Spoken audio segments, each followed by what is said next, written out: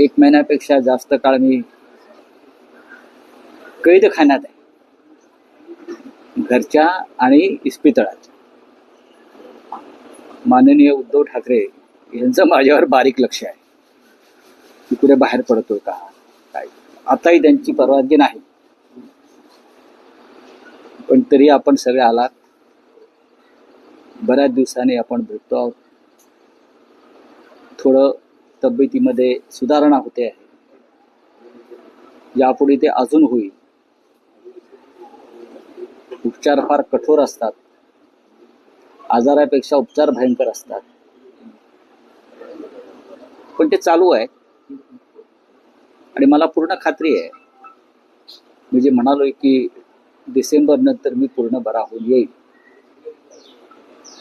बोला, आपल्याला काय? डॉक्टरांना पूर्ण विश्वास आहे. डॉक्टरांची जी टीम आहे, आमची प्रमुख डॉक्टर आहेत मुंबईतले, तर ते उपचार करतायत. आणि रेडिएशनचा जो एक मुख्य भाग आहे तो संपलेला आहे. इतर काही उपचार सुरू आहे, रिकव्हरी सुरू आहे चांगल्या प्रकारे. पण माझ्यासारखा माणूस स्वस्थ बसू शकत नाही. जर बरा असतो तर नगरपालिका निवडणुकांच्या प्रचारामध्ये मी 100% संपूर्ण महाराष्ट्रात फिरलो असतो. नगरपालिका निवडणुका उद्या आहेत आणि शिंदे गटाच्या गुलाबो गँगने सांगितलेलं आहे की आज 1 तारखेला लक्ष्मी दर्शन होणार आहे. ते आता कुठे कुठे लक्ष्मी दर्शन झालेलं आहे याची माहिती निवडणूक आयोगाने घेतली पाहिजे. राज्याचा निवडणूक आयोग आहे, त्यांनी कुठे कुठे लक्ष्मी दर्शन झालंय. कारण राज्याच्या मंत्र्याने जाहीर केलं होतं की लक्ष्मी दर्शन 1 तारखेला सकाळी होणार. त्याच्यामुळे लोक सकाळपासून जागेच आहे. मला जी माहिती मिळाली, सकाळपासून जागे आहेत. आणि काही ठिकाणी 10,000 15,000 मतामागे असं लक्ष्मी दर्शन सुरू आहे. ही नगरपालिका निवडणूक आणि नगरपंचायत निवडणूक ज्या पद्धतीनं सुरू आहे महाराष्ट्रामध्ये, आतापर्यंत नगरपालिका आणि नगरपंचायत निवडणुकीमध्ये पैशाचा इतका प्रचंड खेळ कधी झाला नव्हता. मुळात नगरपालिका नगरपंचायत निवडणुका या राज्याचे मुख्यमंत्री किंवा सरकार कधी लढवतच नव्हते. ते स्थानिक पातळीवरच लोक लढत राहिले. आता मी पाहिलं की 5-5, 6-6 हेलिकॉप्टर्स नगरपालिका आणि नगरपंचायत निवडणुकांसाठी सत्तेतले 3 पक्ष आहेत, त्यांनी 5-5, 6-6 हेलिकॉप्टर्स, खाजगी विमानं, हे कधी नगरपालिका नगरपंचायत निवडणुकीत झालं नव्हतं. अशा पद्धतीने एका नगरपालिकेसाठी 15-15, 20-20 कोटी रुपयाचं बजेट आहे. ही 3 पक्षातली स्पर्धा आहे सत्तेतल्या. आतापर्यंत आम्ही निवडणुका लढलो, पण आम्ही ह्या निवडणुका आमच्या स्थानिक कार्यकर्त्यांवर सोडल्या. आताही तशाच सोडलेल्या. तुम्ही पाहिलं असेल की शिवसेनेकडून लोक म्हणतात विरोधक निस्तेज आहेत या निवडणुकीत. नाही, विरोधक निवडणुकीमध्ये आहेत, पण अशा पद्धतीने निवडणुका आम्ही कधी लढल्या नाही. नगरपालिका नगरपंचायत ग्रामपंचायतीला इतके कोट्यवधी रुपये खर्च करून तुम्ही कोणाशी स्पर्धा करताय? या राज्याची निवडणूक संस्कृती जी होती ही पूर्णपणे उद्ध्वस्त झालेली आहे. या राज्याला एक संस्कृती होती, संस्कार होता, तो गेल्या 4 ते 5 वर्षामध्ये देवेंद्र फडणवीस यांच्या नेतृत्वाखालच्या सरकारनं पूर्णपणे उद्ध्वस्त केलेलं आहे. आपापसात त्यांच्या मारामाऱ्या सोडून द्या, पण नगरपालिका निवडणुकीमध्ये किती पैसे खर्च करावे त्याला काही मर्यादाच राहिलेल्या नाही. याचं कारण 3 पक्षातली स्पर्धा, तू मोठा की मी मोठा. बघा, शिंदेची शिवसेना जी आहे ते म्हणतात, मुळात शिंदेची शिवसेना म्हणायला मी तयारच नाही पहिल्यापासून. आणि शिंदे सेनेचा कोथळा हे अमित शहाच काढणार आहे. हे माझं वाक्य तुम्ही लिहून ठेवा. शिंदे सेनेचा कोथळा हे दिल्लीचे शहा काढणार आहेत.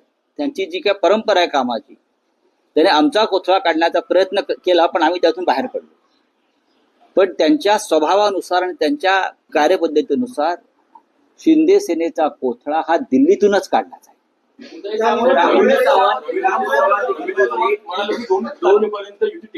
आणि मी हे तुम्हाला आता सांगत नाही, गेले वर्षभर सांगतो, यांचे 35 आमदार फुटणार आहेत. ज्या पद्धतीनं त्यांनी शिवसेनेच्या बाबतीमध्ये गुप्त ऑपरेशन तेव्हा केलं आणि आमचे आमदार, तीच पद्धत त्याच पद्धतीनं आता शिंद्यांचे आमदार फोडण्याचं काम अगदी व्यवस्थित सुरू आहे.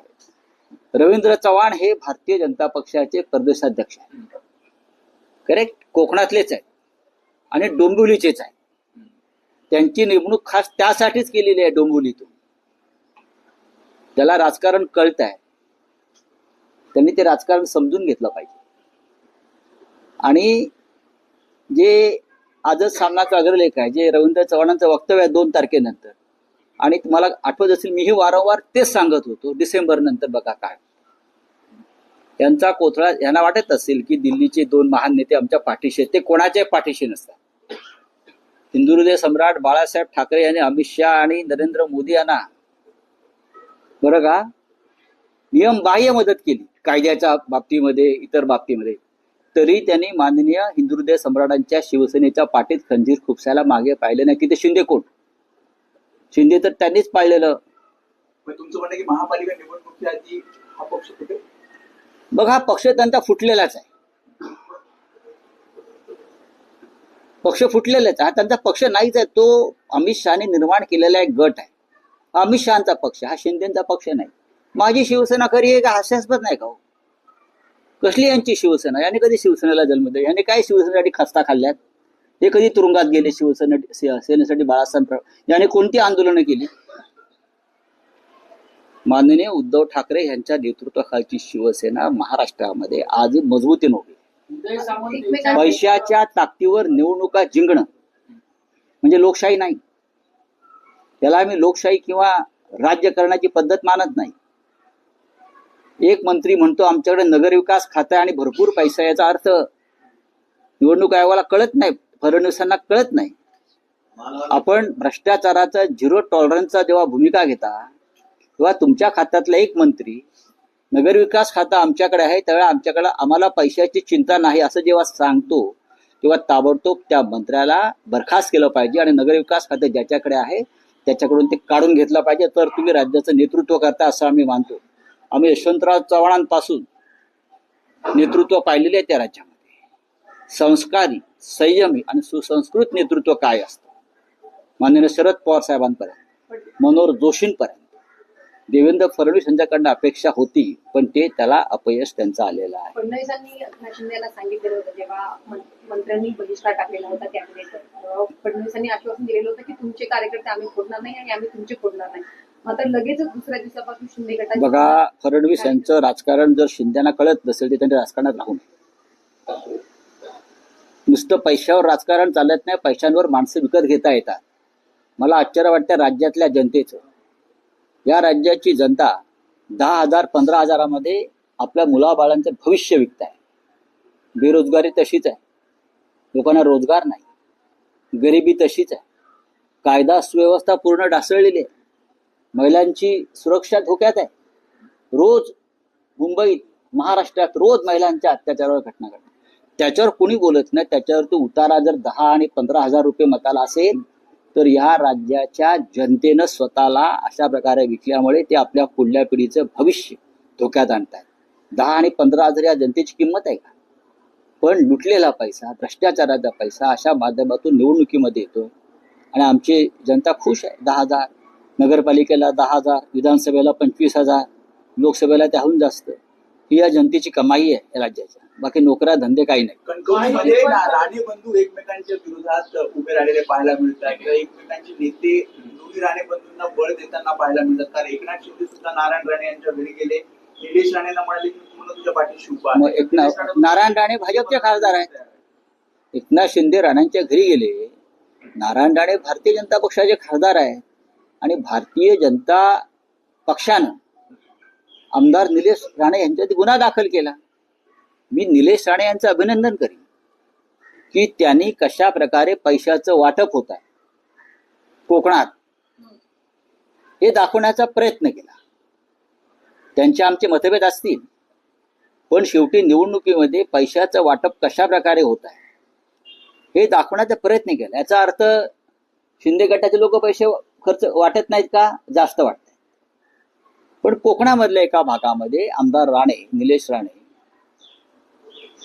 यांनी कसे पैसे येतात कसं पैशाचं वाटप होतं यावरती प्रकाश पाडला असेल तर निवडणूक आयोगानं त्यांची दखल घेण्यावी, त्यांच्यावर गुन्हा दाखल करणं हे काय मला योग्य वाटत नाही. ज्या प्रकारे निवडणुका काही नगरपालिका नगरपंचायत निवडणुका या पुढे ढकलल्या आहेत, ऐन वेळी या पुढे ढकलल्या आहेत. देवेंद्र फडणवीस व्यवस्था आहे. देवेंद्र फडणवीस असं म्हणाले की कायदेशीररित्या असं पुढे जाणं हे चुकीचं आहे. ही तसं जरी असलं तरी पुढल्या निवडणुकांमध्ये भरपूर वेळ मिळावा त्यासाठी ही निवडणूक आयोगाशी संगनमत करून केलेली राजकीय व्यवस्था आहे. एकनाथ शिंदे म्हणतात की मुंबई आणि ठाण्यामध्ये आमचाच पक्ष मोठा भाऊ ठरणार. बघा असं आहे की ते न्यूयॉर्कला सुद्धा जिंकू शकतात. ते त्यांच्याकडे जे कोट्यवधी रुपये आहेत ते डॉलरमध्ये कन्वर्ट करतील आणि तिथे वाटायला जातील, 4 लोक पाठवतील. ते जर्मनीमध्ये जिंकू शकतात, ते कुठेही जिंकू शकतात. त्यांना असं वाटतं मी माझ्या हातामध्ये प्रचंड पैसा असल्यामुळे लुटीचा मी जग माझ्या मुठीत आहे. तसं नाहीये. तसं राजकारण हे वाळूसारखं असतं मुठीतल्या, ते कधी सटकू शकतं. जेव्हा कोण बोलत नव्हतं तेव्हा तुम्ही बोलत होता की मनसे आणि शिवसेना एकत्र येतील. जवळपास अनेक बैठका देखील झाल्या आहेत. युती देखील आता काही दिवसांनी जाईल. एक महिना तुम्ही विश्रांती घेतली. 8 बैठकामध्ये राज ठाकरे आणि उद्धव ठाकरे झाली ना बैठक. ती कुठपर्यंत होईल? बघा मी तुम्हाला अगदी पहिल्या दिवसापासून सांगतो, शिवसेना माननीय बाळासाहेब ठाकरेंची म्हणजे उद्धव ठाकरे यांच्या नेतृत्वाखालची खरी शिवसेना आणि महाराष्ट्र नवनिर्माण सेना राज ठाकरे यांच्या नेतृत्वाखालची, या दोघांमध्ये सकारात्मक चर्चा सुरू आहे. बैठका सुरू आहे जागा वाटपावर आणि योग्य दिशेनं ही चर्चा सुरू आहे. माननीय उद्धव ठाकरे आणि माननीय राज ठाकरे यांच्यामध्ये उत्तम संवाद सुरू आहे. एकमेकांना भेटतात. आताही 4 दिवसापूर्वी त्यांची दोघांची भेट झाली. मला त्याच्याविषयी माझी चर्चाही झाली. त्यामध्ये राज ठाकरे यांनी महानगरपालिकेसंदर्भात एक प्रेझेंटेशन जे तयार केलं होतं ते त्यांना दाखवलं आणि ते उत्तम प्रेझेंटेशन आहे असं उद्धव ठाकरेंनी मला सांगितलं की राज यांनी एक चांगलं प्रेझेंटेशन मला दाखवलं निवडणुकांसंदर्भात किंवा इतर काही. त्याच्यामुळे कोणाला चिंता करण्याचं कारण नाहीये.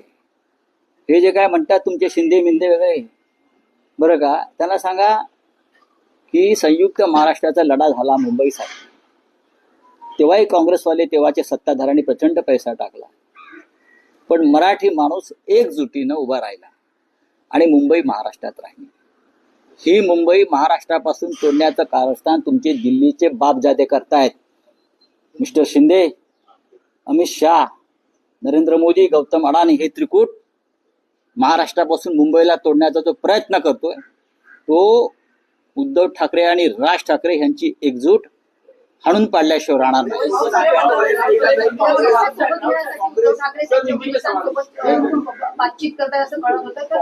बघा एक लक्षात घ्या, काँग्रेसशी आमची चर्चा सुरू आहे. जर काँग्रेसला वाटत असेल, त्यांचा जर बिहारच्या निकालानंतर त्यांचा जर कॉन्फिडन्स वाढला असेल, बिहारच्या निकालानंतर जर काँग्रेस पक्षाचा आत्मविश्वास वाढला असेल तर ते मुंबईमध्ये स्वतंत्र लढायला तयार आहेत, तर त्यांना लढू द्या. आमची त्यांची चर्चा सुरू आहे. मी साधारण डिसेंबरच्या 2ऱ्या आठवड्यात दिल्लीत जाणार आहे. तेव्हा माझा प्रयत्न असेल की या विषयावर मी त्यांच्या हायकमांडशी बोलेन. पण काँग्रेसने सोबत असणं मुंबईमध्ये महाविकास आघाडी म्हणून ही आमची भूमिका असायला पाहिजे. काँग्रेस पक्ष आम्ही सगळे एकत्र आहोत. राज ठाकरे सोबत आल्याने भारतीय जनता पक्षाचा पराभव होणार लक्षात घ्या. आमचा जो शत्रू आहे, या मुंबईचा जो शत्रू आहे तो भारतीय जनता पक्ष आहे. गौतम अडाणीला ज्या पद्धतीने मुंबई घशात घातली जाते ती जर थांबवायचं असेल आपल्याला तर राज ठाकरे यांचं सोबत असणं ही या मुंबईची आणि महाराष्ट्राची गरज आहे. बोले हिंदी में. कुंभ मेला नासिक में हो रहा है, पैसा महाराष्ट्र का लग रहा है और कॉन्ट्रैक्ट गुजरात में जा रहा है, क्या कहना चाहते हैं? प्रयागराज में भी यही हुआ ना. आप प्रयागराज में जाइए और देखिए, प्रयागराज में जितने भी काम इंफ्रास्ट्रक्चर के हुए वो सब कॉन्ट्रैक्टर्स गुजरात के थे. लोकल लोगों को काम मिलना चाहिए. नासिक में कुंभ मेला हो रहा है, नासिक में पूरे गुजरात के ठेकेदारों का डेरा वहां बैठा है. अगर नासिक में काम हो रहा है तो महाराष्ट्र के जो काम करने वाले ठेकेदार है, लोग हैं, उनको काम मिलना चाहिए लोकल लोगों को. आप ये साधु ग्राम के लिए 2000 झाड़ तोड़ रहे हैं, हाँ पेड़ तोड़ रहे हैं. सर पार्लियामेंट से रास्ता चौड़ा करने के लिए लोगों के घर तोड़ रहे हैं। ये कुंभ मेला में किसने कहा? और लोगों को आप बेघर बेरोजगार कर रहे हो। ये सिंहस्थ कुंभ मेले का काम है क्या? 25,000 करोड़ का बजट पूरा गुजरात में जा रहा है। गिरीश महाजन को पूछिए, मैं झूठ बोल रहा हूँ तो उनको पूरे लिस्ट देता हूँ ठेकेदारों की। बोलिए। सर पार्लियामेंट सेशन शुरू हो रहा है, जो SIR है उसको लेके SIR पर हम चर्चा मांग रहे हैं। पूरे अपोजिशन ने आज जो नोटिस दिया है, मैं मुंबई से बोल रहा हूँ, मैं दिल्ली नहीं पहुंच पा रहा हूँ, मैं जाऊंगा दिल्ली में, लेकिन SIR पे चर्चा होनी चाहिए, इलेक्शन रिफॉर्म के ऊपर चर्चा होनी चाहिए, पहलगांव के ऊपर चर्चा होनी चाहिए, दिल्ली ब्लास्ट के ऊपर चर्चा होनी चाहिए। ये सरकार की जिम्मेदारी है। ये जो प्रमुख प्रश्न है इस देश में, उसके ऊपर चर्चा है। लेकिन सरकार भाग रही है, सरकार डर रही है। बिहार में इतनी जीत होने के बावजूद भी सरकार अपोजिशन से डर रहे और चर्चा से भाग रहे। सरकार ये संसद नहीं चलने देगी, इस बार ये सत्र नहीं चलने देगी। सर आपकी तबीयत को लेकर सवाल करना चाहूंगा कि आपकी तबीयत सही नहीं है, फिर भी आप आगे प्रेस कॉन्फ्रेंस दे रहे हैं। उद्धव ठाकरे का नाम लिया आपने, आप भावुक हो गए, आपके भाई भी भावुक हो गए। सर जब जेल गए थे, जब भी आप इसी तरह आए थे और बात, देखिए मेरी जो बीमारी है जेल से शुरू हो गई। मैं आपको बताना चाहता हूँ, जब मैं जेल में था तब से ये मेरी बीमारी शुरू हो गई है, लेकिन मैंने थोड़ा निगलेक्ट किया, लेकिन वहां से शुरू हो गई है। लेकिन सरकार को अच्छा लगता है अपोजिशन को जेल में डालो, खत्म करो, लेकिन हम खत्म नहीं होंगे। हम लड़ेंगे पूरे देश के साथ। देश के बड़े बड़े नेता हमारे साथियों से मेरा संपर्क है, दर्द, सबकी शुभकामनाएं है। मैं जल्दी ठीक हो जाऊंगा और मैदान में उतरूंगा। तुमची चुकीच्या कुछ केले चांगली गोष्ट आहे, ही व्यक्तिगत नाती असतात। धन्यवाद। ठाकरेंची तोफ शांत बसलेली होती, 1 महिन्याची दिनचर्या बसली होती. मी बोललो ना, मी कैद खाण्यातच आहे, वैद्यकीय कैद खाण्यात आहे, मेडिकल जेल। फडणवीसांनी तुम्हाला परत एकदा शुभेच्छा दिली की लवकर परत एकदा माध्यमांसमोर येतात. नाही बघा, देवेंद्र फडणवीस हे कधी काळी आमचे जवळचे मित्र होते आणि आम्ही नाती जपतो, आम्ही एकत्र काम केलेलं आहे। आजारपणात त्यांनी मला स्वतः फोन करून चौकशी केली आणि सर्व प्रकारच्या मदतीची त्यांनी पेशकश केली। मोदी आणि शिंदेनी पण तुम्हाला केली ना। बघा, ही राजकारण वेगळं आहे, व्यक्तिगत नाती वेगळी असतात। केंद्रातल्या जवळजवळ सर्वच मंत्र्यांनी दूरध्वनी करून माझी चौकशी, उपराष्ट्रपती असतील, सगळ्यांनी माझ्याशी ही एक नाती असतात, ती टिकवली पाहिजेत। राजकारणामध्ये किती शत्रुत्व असलं तरी ते व्यक्तिगत स्तरावर शत्रुत्व येता कामा नये। देवेंद्रजींनी माझी चौकशी केली, किंवा जर त्यांना कोणी भेटलं तर ते माझी चौकशी करतात। नरेंद्र मोदीजींनी चौकशी केली, वारंवार ते करत असतात। आजही सकाळी त्यांनी कोणाकडे तरी चौकशी केली असं मला कळलं, मला फोन आला होता। पण या गोष्टी होत असतात। उद्धवजी, राजजी चौकशी करतात। 2 दिवसात राज ठाकरे इथे येणार आहेत, त्यांचे निरोप आहे।